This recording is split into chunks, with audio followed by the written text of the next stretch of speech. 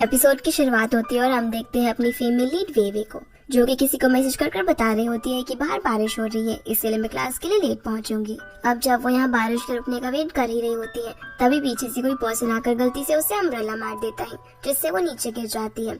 और हम देखते हैं कि ये पर्सन कोई और नहीं बल्कि हमारा मेल लीड है, जिसका नाम सीचोंग है। जैसे ही वेवे नीचे गिरती है, उसके हाथ से कुछ इलेक्ट्रिक वेव्स निकलती हैं और वो वेव्स जिन लोगों पर भी पड़ती हैं, वो सभी अपने आसपास वाले लोगों को किस करने लग जाते हैं। पर सीचोंग तो उसे देखे बिना यहाँ से चले जाता है। वेवे फिर हमें अपने बारे में बताती है कि जब से वो पैदा हुई थी तभी से उसकी बॉडी में स्टैटिक एनर्जी है, जिसकी वजह से जैसे ही उसकी हार्ट बीट फास्ट होती है तो उसकी बॉडी में से पिकाचू की तरह एक शॉक वेव निकलती है। वो वेव जिसके ऊपर भी पड़ती है वो अपने पास वाले पर्सन के साथ प्यार में पड़ जाता है, लेकिन एक तरीके से फेक लव होता है, क्योंकि ये सिर्फ 24 घंटे के लिए वैलिड होता है। पर अपनी सुपर पावर की वजह से वो काफी बार परेशानी में भी फंस चुकी है।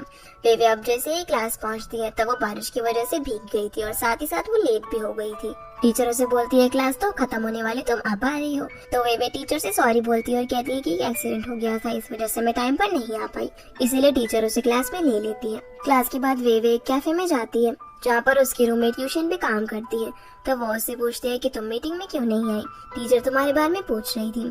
ट्यूशन बोलती है कि मैंने उन्हें पहले ही बता दिया है कि मेरा पार्ट टाइम जॉब रहता है, इसीलिए मैं ये सब काम नहीं कर सकती। यहाँ वेवे अपनी फ्रेंड दाइशी से मिलती है और उससे पूछती है कि तुम आज सुबह मुझे पिकअप करने के लिए क्यों नहीं आई, जिससे हम लोग समझ पाते हैं कि इसको ही सुबह वेवे ने मैसेज किया था। तो वो उसे बताती है कि मुझे लगता है कि मुझे किसी पर क्रैश है। यहाँ फ्लैशबैक से हमें दिखाया जाता है कि दाइशी अपने कॉलेज की स्विमिंग टीम का इंटरव्यू लेने के लिए जाती है, जहाँ जैसे ही स्विमिंग टीम के चैंपियन सीचोंग की एंट्री होती है तो दाइशी तो बस उसे देखती ही रह जाती है और उसके बारे में पूछने की बजाय खुद के बारे में बताने लग जाती है। तभी वहाँ पर खड़ा हुआ डिंगी बोल देता है कि तुम अपने बारे में क्यों बता रही हो, उसके बारे में पूछो ना। तो वो उससे कुछ सवाल करती है और फिर पूछती है क्या तुम्हारी कोई गर्लफ्रेंड है। मेरा मतलब है कि अगर तुम्हारी गर्लफ्रेंड है तो फिर तुम रिलेशनशिप और स्विमिंग एक साथ कैसे मैनेज कर लेते हो। सीचोंग बोलता है कि लव नाम का वर्ड मेरे डिक्शनरी में नहीं है और ये बोलकर वो यहाँ से चला जाता है, जिससे दाइशी काफी ज्यादा इम्प्रेस हो जाती है। प्रेजेंट में दाइशी वेवे से बोलती है कि मैं सच में सीचोंग को बहुत पसंद करने लगी हूँ, तो इसमें मुझे तुम्हारी मदद चाहिए। वेवे बोलती है कि नहीं मैं तुम्हारी कोई मदद नहीं कर सकती, मैंने अपनी मॉम से प्रॉमिस किया है कि मैं अपनी पावर्स का इस्तेमाल नहीं करूंगी। दाइशी उसे मनाने के लिए बोलने लगती है कि तुम्हारी जगह मसाज वाली क्लासेस में अटेंड कर लूंगी, क्योंकि प्रोफेसर तो वैसे भी तुम्हें नहीं जानते, और अगर तुमने मसाज क्लासेस अटेंड की तो तुम अपनी पावर से लोगों को हर्ट कर दोगी। जो सुनकर वेवे कुछ सोचने लगती है और फिर वो अपनी टीचर से बात करने के लिए जाती है, जहाँ वो उन्हें बोलती है कि टीचर मैं इकोनॉमिक क्लासेस अटेंड कर लूंगी मसाज क्लासेस की जगह, क्योंकि मुझे नहीं लगता कि मैं किसी को मसाज देने के लायक हूँ। जो सुनकर टीचर बोलती है कैसा तुम्हारा बकवास से एक्सक्यूज है, और अगर तुम्हें मसाज की जगह इकोनॉमिक्स चूज करना है तो इसके लिए तुम्हें अपने एग्जाम में 90 मार्क्स लेकर आने होंगे, तभी कुछ हो सकता है। ये बोलकर टीचर वहाँ से चली जाती है। अब जैसे ही वे दरवाजा खोलकर टीचर के पास जाने वाली होती है तभी एकदम से वहाँ पर सीचोंग आकर दरवाजा खोलने के लिए उसके हाथ पर हाथ रख देता है, पर फिर दोनों ही हाथ हटा लेते हैं और एक दूसरे को इशारा करके दरवाजा खोलने के लिए बोलने लगते हैं। तो इन दोनों को इस तरह देखकर डिंगी खुद ही दरवाजा खोल देते हैं और बोलता है कि इतना भी मुश्किल काम नहीं था। वेवे जैसे ही अंदर जा रही होती है तभी उसकी नजर सीचोंग के शूज पर पड़ती है और बोलती है कि अच्छा तो तुम ही वो पर्सन हो जिसने मुझे सुबह लाइब्रेरी के बाहर गिरा दिया था। सीचोंग बोलता है कि अच्छा तुम ही वो लड़की हो जिसने मेरा रास्ता ब्लॉक किया हुआ था, चलो जाओ जाओ मैं तुम्हारी माफी को एक्सेप्ट करता हूँ। अब इससे पहले कि वेवे मुड़कर उससे कुछ बोल पाती तभी धक्का लगने की वजह से वो उसके ऊपर गिर जाती है। जिन दोनों को इस तरह देखकर क्लास में सभी लोग वोटिंग करने लग जाते हैं और किस करने को बोलते हैं, इसलिए वेवे वहाँ से चुपचाप भाग जाती है और डिंगी सीचोंग को बोलते हैं कि आजकल लड़कियां कुछ ज्यादा ही ओपन हो गई है। शाम को हम दाइशी को देखते हैं जो कि लाइव स्ट्रीम कर रही थी। उसमें वहाँ पर कुछ लोगों से सवाल पूछ रहे होते हैं कि क्या सीचोंग सिंगल है, तो बोलती है कि फिलहाल तो वो सिंगल है लेकिन जल्दी उसकी गर्लफ्रेंड बन जाएगी। उसी वक्त रूम के अंदर वेवे आ जाती है तो दाइशी अपना लाइव स्ट्रीम बंद करके उसके पास जाकर पूछने लगती है कि क्या टीचर मान गई है। तो वेवे उसे बताती है कि अगर वो फाइनल एग्जाम में 90 या फिर उससे ज्यादा स्कोर कर पाई तभी कुछ हो सकता है, और मुझे नहीं लगता है कि ऐसा पॉसिबल हो पाएगा। दाइशी बोलती है कि मैं मसाज क्लास लेने में तुम्हारी हेल्प करूंगी, इसके बदले में तुम्हें मेरी हेल्प करनी पड़ेगी, इसलिए वे भी मान जाती है। तभी वहाँ पर जुनजुन नाम की एक लड़की फ्रूट्स लेकर आती है जो कि बहुत ही कम बोलती थी और इंट्रोवर्ट टाइप की लड़की थी, जिसे देखकर दाइशी को तो लग रहा था कहीं गूंगी वगैरह तो नहीं है, पर वे उसकी गलतफहमी दूर कर देती है। अगले दिन हम सीचोंग को देखते हैं जो कि अपनी टीम के साथ स्विमिंग प्रैक्टिस कर रहा होता है, जहाँ पर इनकी कोच ने बताती है कि 2 महीने के अंदर कंपटीशन होने वाला है, इसलिए तुम सभी को अच्छे से प्रैक्टिस करनी होगी। इसी बीच हम देखते हैं कि वे दाइशी के साथ यहाँ पर आ जाती है। जो कि कोच से आकर बोलती है कि मैं रिहैबिलिटेशन क्लास से हूँ और मैं रिहैबिलिटेशन प्रैक्टिस करने के लिए स्विमिंग टीम के मेंबर्स को मसाज दूंगी, जिसके लिए कोच भी मान जाती है और वो सीचोंग को बुलाती है। पर जैसे ही सीचोंग और वेवे एक दूसरे को देखते हैं तो हैरान हो जाते हैं। सीचोंग बोलता है कि अच्छा तो तुम ये सब कुछ जानबूझकर कर रही हो, जो देखकर वेवे भी ऑकवर्ड फील करती है और वो कोच से बोलती है कि मैं बाद में आ जाऊंगी, लेकिन कोच बोलती है कि नहीं अभी करो जो करना है। इसीलिए वेवे उससे बदला लेने के लिए सबसे पहले जोर जोर से उसके शोल्डर पर मसाज देती है और वो जैसे ही नी पर मसाज करने वाली होती है तभी सीचोंग उठ जाता है और उससे दूर होने के चक्कर में वो पूल में गिर जाता है। फिर वो बाहर निकल कर बोलता है कि मैं तुम्हें बता रहा हूँ ना कि तुम मेरे टाइप की नहीं हो, इसलिए मुझसे दूर रहो। ये बोलकर वो यहाँ से जाने ही लगता है, लेकिन दाइशी उसे रोक लेती है और पीछे से वेवे उस पर अपनी इलेक्ट्रिक पावर्स यूज करने ही वाली थी, लेकिन तभी वो वहाँ पर किसी को देखकर डिस्ट्रैक्ट हो जाती है और सीचोंग यहाँ से चला जाता है। बाहर आकर दाइशी वेवे से पूछती है कि भला तुम रुक क्यों गई थी, तो वो बोलती है कि मुझे ऐसा लगा जैसे मैंने अपनी किसी पुराने फ्रेंड को यहाँ पर देखा।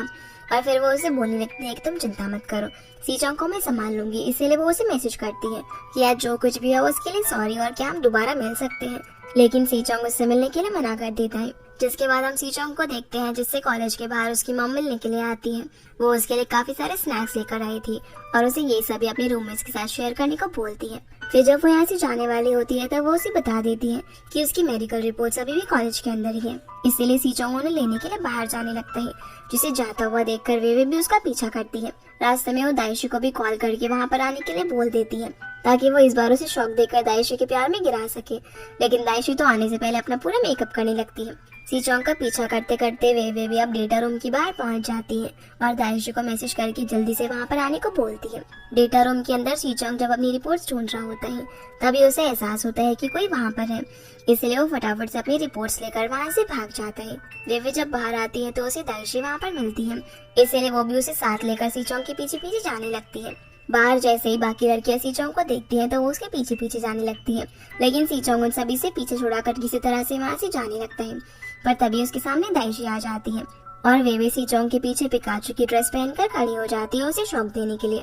पर जैसे ही वो उसे अपना लव शॉक देने ही वाली थी तभी सीचोंग पीछे मुड़कर उसका हाथ पकड़ लेता है, जिससे सीचोंग को लव शॉक तो लग जाता है, लेकिन शॉक लगते वक्त उसने वेवे को देखा था, इसीलिए अब वो उसे देखकर प्यारी सी स्माइल करने लगता है। पर तभी दाइशी इन दोनों को आवाज देती है, इसीलिए मौका देखकर वेवे यहाँ से भाग जाती है।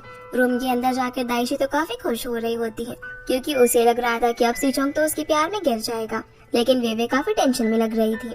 जिसके बाद हम सीचोंग को देखते हैं जो कि अपने सामने पिकाचू हेड रखकर सोच रहा होता है कि जब से मैंने उस लड़की को देखा है ना, मेरा दिल काफी जोर जोर से धड़क रहा है, और यहाँ वो वेवे के बारे में ही सोचने लगता है। अगले दिन सीचोंग अपने दोस्तों से वेवे के बारे में पूछता है, लेकिन उन्हें तो इसके बारे में कुछ भी नहीं पता होता। पर तभी वो वेवे को वहाँ से जाता हुआ देख लेता है, इसीलिए वो भी उसके पीछे पीछे जाता है।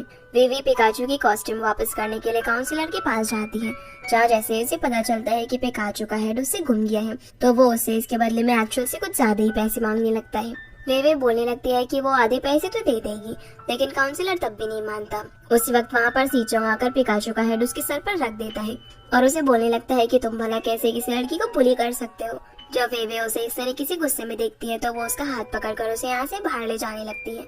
अब सीचोंग तो इस बात से काफी खुश हो रहा था कि वेवे ने उसका हाथ पकड़ा हुआ है, जिसे इस तरीके से जब वेवे देखती है तो वो उसका हाथ छोड़ देती है और बोलती है क्या तुम्हें लव हो गया है। सीचोंग बोलता है किससे, तो वेवे बोलती है नहीं नहीं किसी से भी नहीं। सीचोंग अब उसके काफी क्लोज आ जाता है और बोलता है कि मुझे तुम्हारे साथ रहना काफी अच्छा लगता है। जिसकी ऐसी बातें सुनकर वेवे पीछे हो रही होती है तो सीचोंग उसका सर दीवार में लगने से बचा लेता है। सीचोंग अब उससे पूछता है कि हम साथ में डिनर कर सकते हैं, लेकिन वेवे कुछ जवाब दिए बिना ही वहाँ से भाग जाती है और सीचोंग वहीं पर खड़ा खड़ा स्माइल करता रहता है। रूम के अंदर जाकर वेवे को अपने ऊपर काफी गुस्सा आ रहा होता है क्योंकि उसे पता चल गया था कि उसने अपनी पावर्स गलती से अपने ऊपर ही यूज कर लिए। वेवे अब दाइशी से मिलने के लिए जाती है और उसे बता देती है कि उसकी पावर सीचोंग पर फेल हो गई है, लेकिन तुम चिंता मत करो, मैं जल्दी कोई नया तरीका ढूंढ लूंगी। दाइशी भी बोलती है कि हाँ मैं वही सोचूं, क्योंकि अगर तुम्हारा मैजिक काम कर गया होता तो वो रात में ही मुझे मैसेज कर देता है, लेकिन सुबह तक भी उसका कोई मैसेज नहीं आया। फिर हम अपने सेकंड लीड पेंगपाई को देखते हैं जो कि एक क्लास में लेक्चर दे रहा था और वो इस यूनिवर्सिटी का एक सीनियर स्टूडेंट रह चुका था। पेंगपाई अब जब डॉक्टर से एथलीट्स के डॉक्यूमेंट्स लेने के लिए जाता है, जैसे ही डॉक्टर वहाँ से जाती है तभी वहाँ पर सीचोंग आ जाता है, जो पेंगपाई को डॉक्टर का असिस्टेंट समझकर बोलने लगता है कि जब से मैं उस लड़की से मिला हूँ पता नहीं मुझे क्या हो गया है, मैं हमेशा सिर्फ उसके बारे में ही सोचता रहता हूँ और मेरा हमेशा उसके साथ रहने को मन करता है। जिसकी ऐसी बातें सुनकर पेंगपाई बोलता है कि मुझे तो ऐसा लग रहा है जैसे तुम्हें उस लड़की से लव हो गया है। और उसे बोलता है कि तुम्हें जाके उस लड़की से कन्फेस कर देना चाहिए। सीचंग बोलता है कि शायद मैंने ना उसे इरिटेट कर दिया है, और क्या होगा अगर मुझे हेट करने लगे तो पेंगपाई बोलता है कि तुम जैसे लड़कियों को ना